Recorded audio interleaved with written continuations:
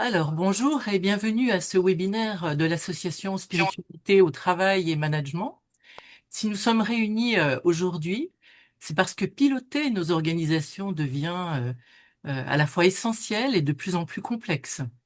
Les tableaux de bord, les plans d'action, les indicateurs restent indispensables, mais nous sentons bien qu'ils ne suffisent plus à eux seuls à éclairer certaines décisions. Dans nos travaux de recherche et de terrain, nous avons découvert et expérimenté un outil particulier, les constellations structurelles. Cet outil permet de rendre visibles des Je vais dynamiques t'accompagner. relationnelles qui d'ordinaire restent en Je arrière-plan. suis en cours. Des tensions, des Je loyautés, suis des en, blocages, des possibilités de réagencement. je suis en cours. En cours. Aujourd'hui, nous vous proposons d'en faire l'expérience en une Les heure, gars, ils sont de ici. poser quelques repères, explorer un cas, vivre une constellation en direct, puis en tirer ensemble des enseignements pour le Tape ma chaise, c'est pilotage quoi? en situation d'incertitude. T'as quel problème? Je pense que ce serait bien peut-être Ouh, d'arrêter le micro là de la va le personne chercher. qui a des... Si vous Non. pouvez le faire. Je pense que c'est Antonio. Mais t'es jamais Je dit. suis heureuse d'animer cette séance avec trois intervenants dont les regards sont profondément Tu as t'as combien de. Excusez-moi, je crois que c'est Ephraim coup à coup. Est-ce que vous pouvez couper votre micro? donc, Isabelle François et Oh, José ouais, Manchot sont doctorants et praticiens. Leurs recherches portent précisément sur les c'est constellations moi. structurelles et leurs C'est pour effets dans moi. les organisations, et ils les mettent en œuvre sur le terrain en accompagnant des équipes confrontées à des transformations complexes. À leur côté, Morgane Rolando apporte son expertise de stratège et de dirigeante. Elle accompagne des entreprises en situation de transformation, notamment dans des contextes de croissance, de réorganisation ou de fusion-acquisition, avec une attention particulière à l'alignement entre stratégie, finance et dynamique humaine. Je vous propose donc que nous entrions maintenant dans le sujet. Décider dans l'incertitude. Nous partons de ce constat simple, l'incertitude et la complexité croissante mettent sous tension nos outils classiques de pilotage. Les tableaux de bord restent indispensables, mais ils ont été conçus pour des environnements relativement stables. Ils disent ce qui est mesurable. On entend souvent une formule devenue célèbre, 70% des changements échouent. En réalité, la recherche est beaucoup plus nuancée. Mark Hughes, dans un article du Journal of Change Management, a montré que ce chiffre de 70% repose davantage sur un récit managérial très répandu que sur des preuves empiriques solides. Il parle d'un narratif populaire de l'échec plutôt que d'une statistique démontrée. Autrement dit, ce n'est pas que tous les changements échouent massivement, certains réussissent pleinement, beaucoup sont partiellement atteints, d'autres s'enlisent en chemin. Ce que les travaux de recherche mettent surtout en lumière, c'est que l'évaluation de la réussite ou de l'échec dépend du moment où l'on mesure ou des critères retenus. Ce qui nous intéresse aujourd'hui, ce n'est donc pas de dramatiser avec un pourcentage, mais de regarder ce qui fait véritablement la différence, c'est-à-dire la capacité à percevoir les dynamiques invisibles qui ne figurent pas dans les colonnes d'Excel, mais qui conditionnent la mise en œuvre. Notre proposition est là, non pas remplacer les chiffres, mais les compléter par une expérience du système pour repérer ces forces silencieuses et d'en faire des leviers d'action. C'est exactement ce que permettent les constellations structurelles. Morgane, je te laisse maintenant illustrer ce que coûte concrètement l'invisible non reconnu. Merci Catherine. Quand tout semble solide, c'est souvent l'inattendu, l'invisible qui se fissure. Donc je vais reprendre avec vous trois cas symboliques. Kodak invente la photo numérique et puis l'enterre pour protéger son modèle économique existant, la pellicule. Et en ce faisant, Kodak oublie sa mission, rendre la mémoire visible. Le coût de l'invisible ici pour Kodak, c'est la loyauté au modèle plutôt qu'au sens. Ensuite, un tout aussi connu, Nokia. Certains d'entre vous ont connu le moment où Nokia domine le monde du téléphone mobile. Mais derrière ces chiffres triomphants, Nokia a une culture de la performance et de la peur qui s'installe. Les managers n'osent plus dire que leur système est dépassé. Le coût de l'invisible, pour Nokia, c'est la peur du vrai. C'est cette peur qui empêche la lucidité. Vous savez, celle qui bouche les yeux. Blockbuster. Blockbuster croit que les clients viendront toujours en magasin. C'est un géant américain de la vidéo. Et pendant ce temps, Netflix entend un signal faible. Netflix entend le besoin de liberté. Blockbuster continue à gagner sur les pénalités et les retards clients. Netflix grignote le marché en gagnant la confiance. Le coût de l'invisible, ici, c'est la rupture du lien vivant avec le client. Blockbuster était resté statique sur une photo alors qu'on parle d'une vidéo. Ici, on a 3 histoires, avec une seule racine. L'entreprise ne voit plus ce qui circule sous la surface, le sous-jacent, l'essence, les émotions et la relation. Eh bien, c'est justement ce que les représentations systémiques rendent visible. Les forces sous-jacentes qui soutiennent ou bloquent la transformation. L'invisible coûte plus cher que le visible. Préparons-nous-y. L'image que vous voyez offre une métaphore très juste de nos organisations. En surface, à gauche, un roc massif, aride, presque désertique. C'est ce que nous percevons habituellement, les chiffres, les procédures, une matière brute, minérale, que l'on peut mesurer, découper, rationaliser. Mais sous la surface apparaît tout autre chose, un temple ancien, construit par des mains humaines, façonné pierre après pierre, une architecture vivante, délicate, presque sacrée. Sa beauté surprend. On y devine un travail patient, une intention. C'est une structure profondément humaine qui dit aussi quelque chose qui dépasse les individus, un rapport à la mémoire, au lien, à ce qui... Le temple évoque cette dimension spirituelle des organisations, l'ensemble des dynamiques invisibles qui donnent sens et continuité à ce que l'on fait, les histoires partagées, les espoirs, les tabous, tout ce qui se transmet et façonne un collectif, parfois depuis longtemps. Cette image illustre un contraste. Nous pilotons avec ce qui est visible, mais ce qui oriente les comportements se joue souvent ailleurs. Parmi ces forces discrètes, il y a d'abord les champs relationnels et les loyautés cachées. Par exemple, une équipe refuse un projet pourtant rationnellement solide. En réalité, elle reste loyale à un ancien manager et s'oppose sans le dire à une orientation vécue comme un reniement. Rien n'est dit, mais le système agit comme si la décision allait contre l'histoire du groupe. Il y a aussi les tensions silencieuses. Un comité de direction qui valide une décision stratégique, mais personne ne la met réellement en œuvre. Non par résistance frontale, mais parce qu'une tension oppose 2 services aux priorités incompatibles. Le conflit n'est pas exprimé, mais il structure tous les arbitrages. Les angles morts aussi, c'est tout ce que le collectif ne regarde pas. Une variable G secondaire, une personne considérée comme marginale, une contrainte sous-estimée. Par exemple, on s'accorde sur une stratégie sans voir que la charge psychologique de l'équipe est déjà à son maximum. Le plan est bon, mais plafonne sur une réalité invisible. Les inerties systémiques, elles se manifestent lorsque quelque chose de profondément structurant résiste, même si tout semble aligné en surface. C'est souvent lié à un pivot informel, un rituel, une habitude collective qui stabilisait le système. Si ce pivot n'est pas pris en compte, l'organisation tire en arrière, parfois pendant des mois. Ce que montrent ces exemples, c'est que le visible est façonné par l'invisible. Dès que ces dynamiques deviennent perceptibles, la décision s'éclaire immédiatement. José, je te laisse maintenant poser les bases méthodologiques qui permettent de faire émerger ces dynamiques. D'accord. Bon, je vais vous expliquer un petit peu ce qu'est une constellation.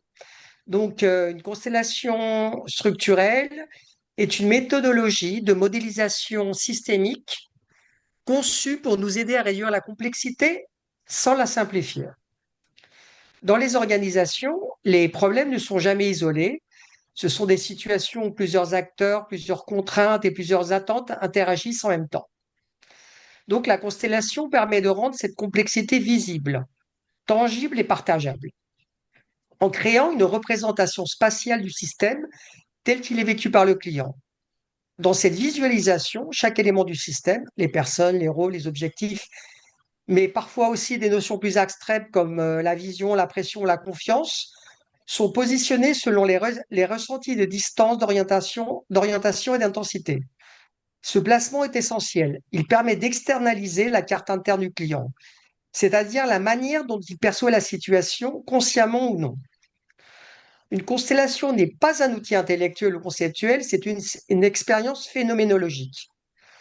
Nous observons d'abord ce qui se manifeste dans leur système, les postures, les orientations, les micro-mouvements, les tensions.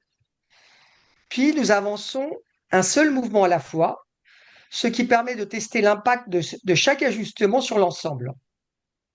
C'est un processus qui donne accès à quelque chose de très précieux, l'émergence d'informations nouvelles.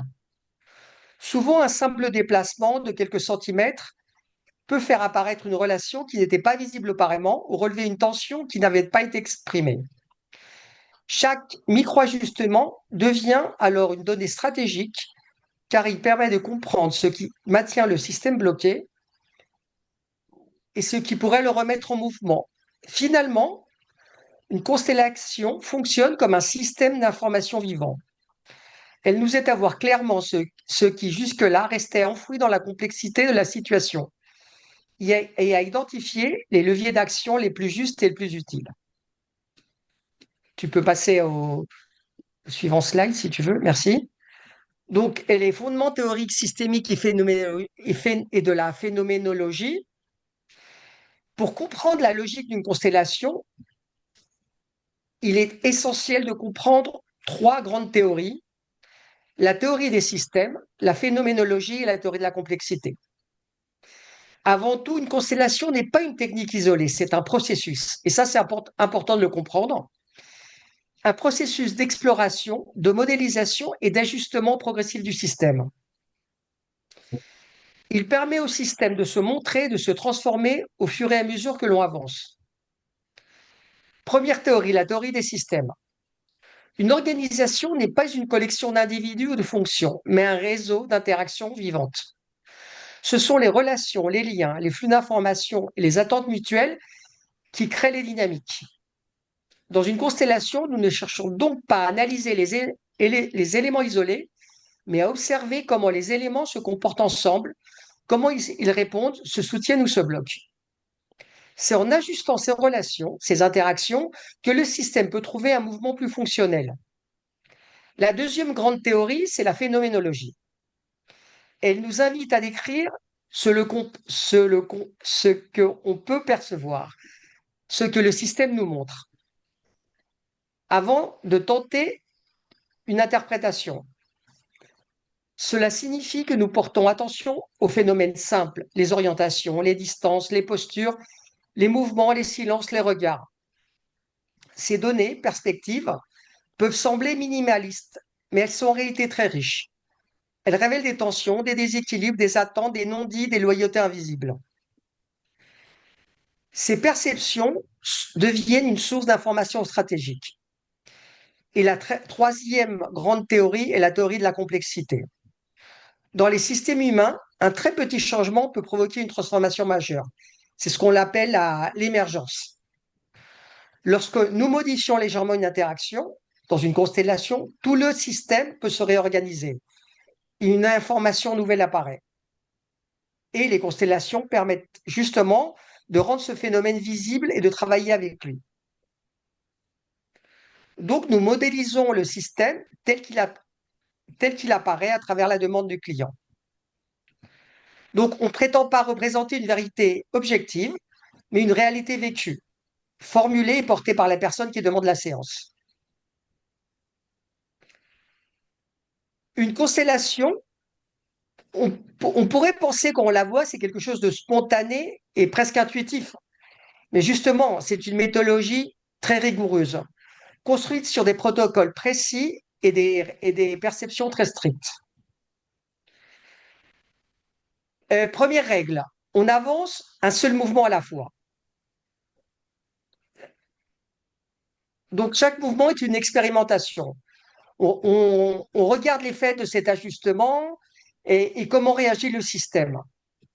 Deuxième règle, verbalisation sobre. C'est-à-dire qu'on décrit uniquement ce qui est perçu. Pas d'interprétation, pas de psychologie, pas d'analyse causale. Et la troisième règle, c'est la validation par les effets observables. C'est-à-dire que c'est le système qui nous donne les informations. On peut dire que c'est un laboratoire vivant d'intelligence collective.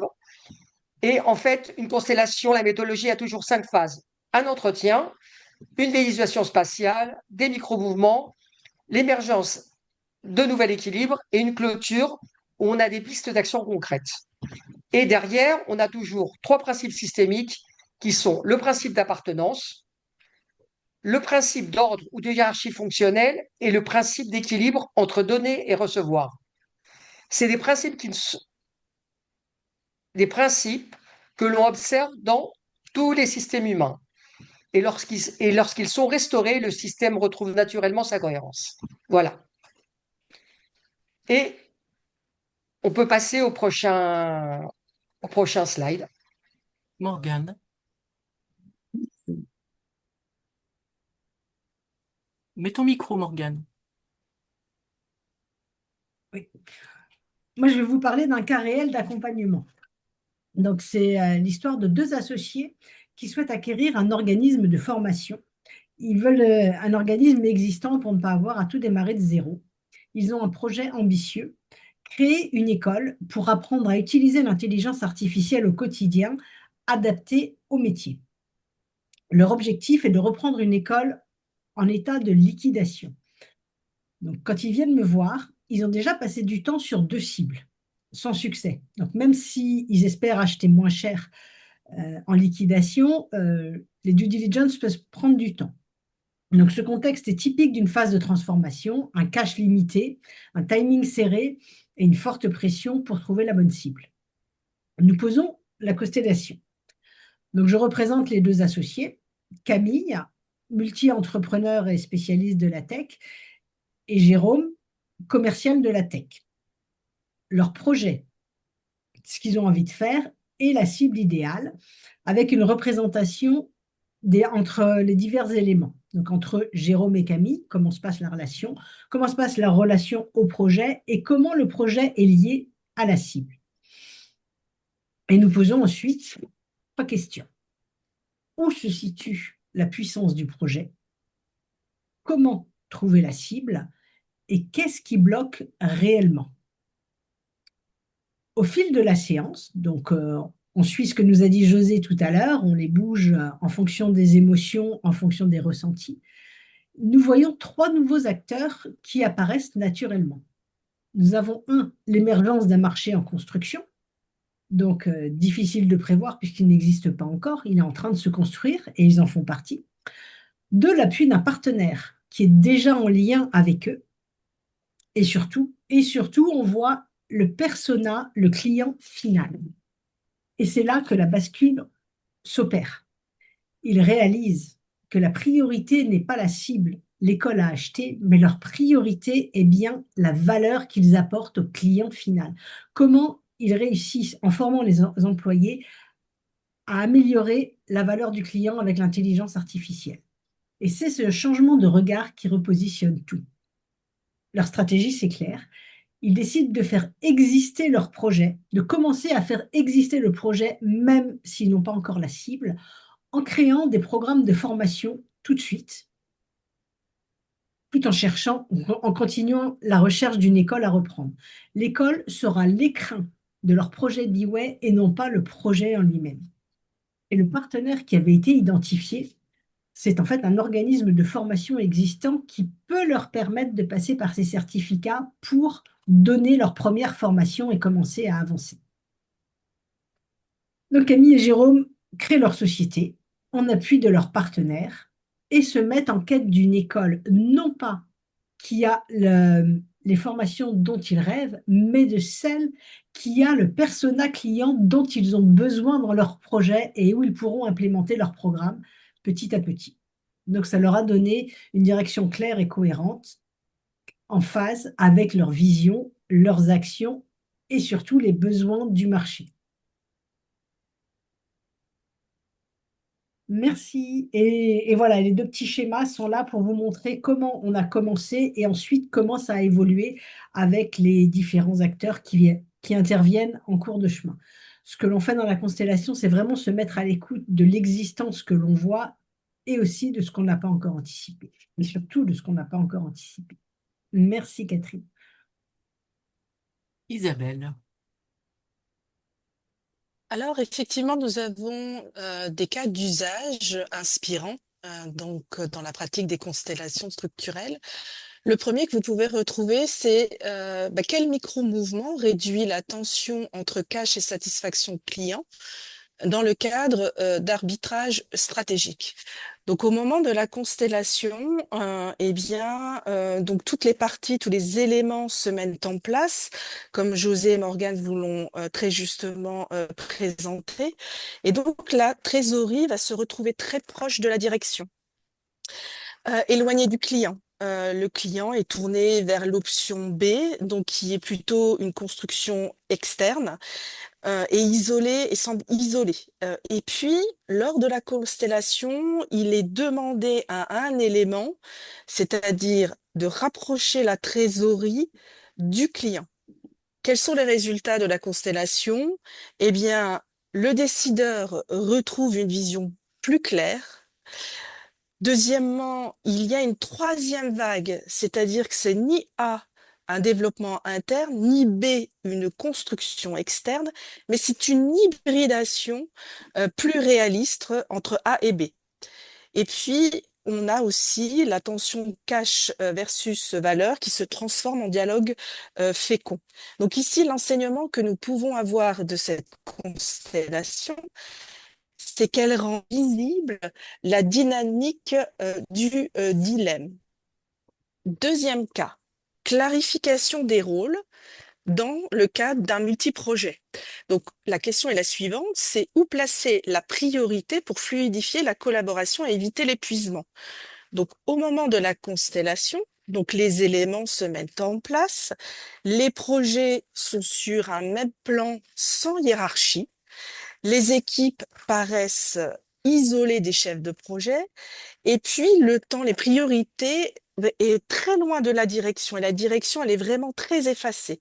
Au moment de la constellation, qu'est-ce qui se passe? On demande à certains éléments de bouger, et là, la direction se redonne une vision d'ensemble, c'est-à-dire qu'elle prend un léger recul, et les priorités sont au centre du champ. Et là, résultat, que se passe-t-il? Eh bien, certains projets avancent, d'autres s'effacent, se reculent, disparaissent d'eux-mêmes. Et puis, on voit surtout les chefs de projet qui retrouvent leur place, comme une interface vivante entre la direction et le terrain. Et là, on voit vraiment que l'énergie collective circule à nouveau. Donc là, ici, qu'est-ce qu'on voit? Quels sont les enseignements? Ce sont les participants qui ont ressenti donc une différence physique entre piloter en tension et piloter par reliance. Et surtout, on arrive à avoir trois priorités dans ce cas dans ce cas. Et puis, je voudrais vous parler de l'organisation hybride que nous, on a tous connu. Donc, c'est justement des équipes qui fonctionnent selon des rythmes avec des présences et des télétravails horaires différents, des rituels qui se sont appauvris et un manager qui perçoit une baisse de cohésion. Au moment de la constellation, se pose la question où positionner les rituels pour qu'ils servent vraiment la collaboration distribuée. Et là, que se passe-t-il? Eh bien, au moment de la constellation, On demande au rituel de se placer, il se place au plus près des équipes, les outils sont en périphérie comme des supports et surtout le manager se met en position de retrait pour être dans un triangle entre l'équipe et le rituel et client. Et qu'est-ce qui se passe? Le manager retrouve sa place de facilitateur, les rituels prennent une fonction de lien et surtout les équipes se reconnectent à la finalité et là il y a une dynamique qui se crée autour de l'esprit collectif. À toi, Catherine. Alors, bah, c'est surtout à José maintenant de poser le cadre. Pardon. Il faut Je bien- vais essayer d'aller très vite, parce que je crois que ce qui est important, c'est voir une constellation, parce que c'est quelque chose de phénoménologique. Donc, il faut poser un cadre. Le premier règle du cadre, c'est la confidentialité. Ce qui se passe dans la constellation reste dans la constellation. Le deuxième cadre, c'est le non-jugement. Chaque perception est une donnée du système. Il n'y a pas de bonne ou mauvaise perception. C'est ce qui se passe à ce moment-là. Si on refait une constellation une semaine après, on va percevoir de nouvelles choses ou différentes. Parfois les mêmes, parfois différentes. Il n'y a pas de bonne et de mauvaise perception. Il y a ce que le système montre aux participants. La troisième règle, c'est la sobriété verbale. On dit que ce qu'on perçoit. Il n'y a pas de jugement. On suspend le jugement. On ne rentre pas dans une analyse psychologique. Simplement, ce qu'on perçoit. L'objectif, c'est de transformer les perceptions en actions. Donc, je répète, ce n'est pas un outil philosophique, c'est un outil opérationnel destiné à soutenir les prises de décision dans des situations complexes et aussi l'usage du temps, une constellation, un début et une fin dans un temps limité. Bonjour tout le monde. Catherine, je vais te laisser la main, non, à Isabelle. Donc, Catherine, si tu veux partager. Oui, alors très rapidement sur le débrief. En fait, c'est vrai qu'on a eu un temps quand même assez serré où on n'a pas tellement vu la progression de la constellation et les remarques ont été faites sur la dimension de l'intuition. Est-ce que l'intuition était-elle bien présente? Et on avait la chance d'avoir deux personnes dans le groupe qui, ont ressenti cela, mais je peux pas aller plus loin par manque de temps, malheureusement. Mais si d'autres personnes ont envie de s'exprimer sur le retour, c'est le moment. Moi, dans ma salle, on a vu que, en fait, c'était la vie qui s'exprimait et on avait aussi deux représentants. C'est aléatoire, hein, j'ai pas fait exprès. Et il y en a un qui m'a dit le mental existait vraiment au début, mais qui s'est très rapidement mis en écoutant les autres. Et ce que j'ai vu, c'est que malgré le fait que ce soit virtuel, d'avoir un outil coloré avec des formes précises, leur taille et la direction de la bouche, donc la direction vers laquelle regarde la personne ou l'élément, était vraiment très très parlant et très porteur. Donc une bonne immersion dans la situation et les sous-jacents. Ok. Je sais que le temps nous est un peu Alors, compté, sauf si Isabelle veut prendre la parole. non, mais c'était simplement pour reprendre notre groupe, en fait. Donc, ce qu'ils ont constaté sur les mouvements, c'est qu'au départ, il y avait des non-dits, des manques de communication, des émotions non exprimées, il y avait beaucoup d'inconfort, une envie de bien faire, mais en fait, les éléments étaient impuissants. Il y avait aussi il y a même au niveau de l'élément créatrice, eh bien qu'elle était hors sol et qu'à un moment donné, on ressentait en fait l'organisation dans le sens vertical, alors qu'il y avait ce besoin, ce ressenti d'être dans une organisation horizontale. Donc voilà ce qui a été ressenti Alors peut-être dans les mouvements. Isabelle, si tu veux justement évoquer ce que j'ai affiché, les enseignements et applications des Oui. constellations, et ensuite on va devoir conclure, hein. Donc, décider, c'est réorchestrer des relations. Ce ne sont pas de cocher des cases. En fait, c'est justement un réagencement des liens dans un système vivant. C'est justement de faire le choix stratégique d'un mouvement relationnel. On déplace l'attention, on redistribue la cohérence et on remet du sens dans la structure. Le plus petit mouvement a un effet de levier maximal, c'est-à-dire que dans un système complexe, la transformation n'est pas proportionnelle à la taille de l'action, c'est un ajustement spatial, replacer un acteur, reformuler un objectif, c'est justement libérer tout un flux d'énergie. Et l'écoute phénoménologique est un atout stratégique parce que ce que l'on écoute change ce que l'on perçoit. Donc du coup, on accueille ce qui se montre. Et tout simplement, dans les applications immédiates dans vos pratiques, vous pouvez utiliser les constellations pour différents sujets. C'est tout simplement lors d'une réunion et vous allez, avant la réunion, de pouvoir placer les chaises de différents éléments et représentants avant chaque réunion. C'est aussi, pourquoi pas, faire une visualisation dans une micro-constellation mensuelle d'un enjeu clé du mois avec des éléments tels que les enjeux, les acteurs, les ressources, obstacles et clients à faire une fois par mois. C'est aussi, pourquoi pas, faire une constellation sur des projets à mi-parcours, observer comment le projet s'articule à la stratégie, aux équipes, aux clients et au temps. C'est aussi lorsque vous intégrez un établissement, une nouvelle organisation, comment vous, en tant que nouveau salarié, nouveau directeur, nouveau manager, vous allez pouvoir intégrer en fait un nouveau système qui est déjà placé, comment vous allez être dans cette énergie. Donc voilà ce que je pouvais vous dire en termes de pratique, application immédiate. Et il nous revient maintenant de conclure. Je remercie chaleureusement Morgane, Isabelle et José pour voilà tout ce qu'ils ont apporté. Merci aussi à chacun d'entre vous pour votre attention, vos contributions et pour poursuivre. Eh bien, demain, nous avons une prochaine rencontre de l'association Spiritualité au travail et Management, même heure, 12h30, consacrée à l'usage de Gamma pour enrichir les pratiques pédagogiques. Bonne continuation à tous. Au revoir. Au revoir.